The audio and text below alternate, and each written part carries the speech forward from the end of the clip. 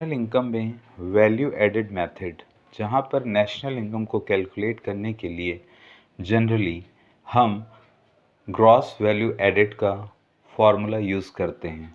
Basically gross value added market price is equal to GDP market price होता है। यहाँ पर जो सबसे मेन और मेजर प्रॉब्लम नज़र आती है वो है डबल काउंटिंग की। तो क्या है ये डबल काउंटिंग? तो double counting is basically refer to the counting the value of the same product more than once while estimated national income. The problem arises because one product phases through many stages of a production.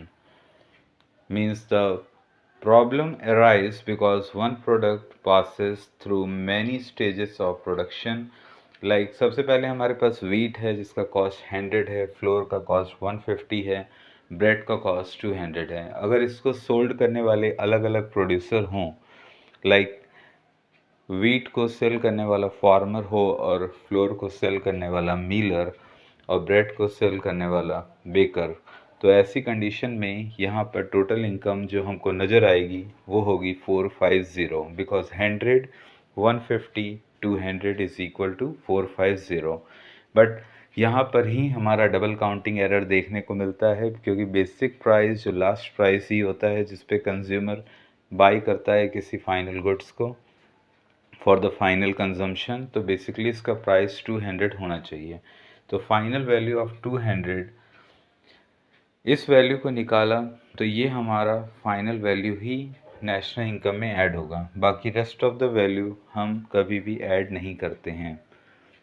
अब यहाँ पर how to avoid double counting, तो first of all final product method, जहाँ पर final goods और services are counted, और the secondary we can do like 100 से 150 में आने पर 50 रुपीज़ ऐड हुए और 150 से 200 पे आने पे 50 रुपीज़ ऐड हुए।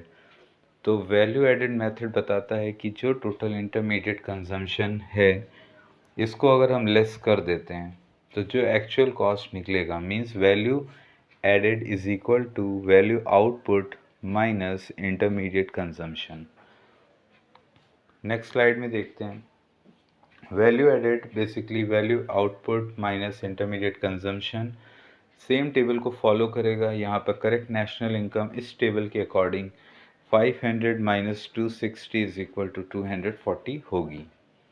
इसी तरह के वीडियोस के लिए आप हमारे साथ जुड़ सकते हैं जहाँ पर हम नेशनल इनकम और इकोनॉमिक्स से रिलेटेड डिस्कस करते हैं।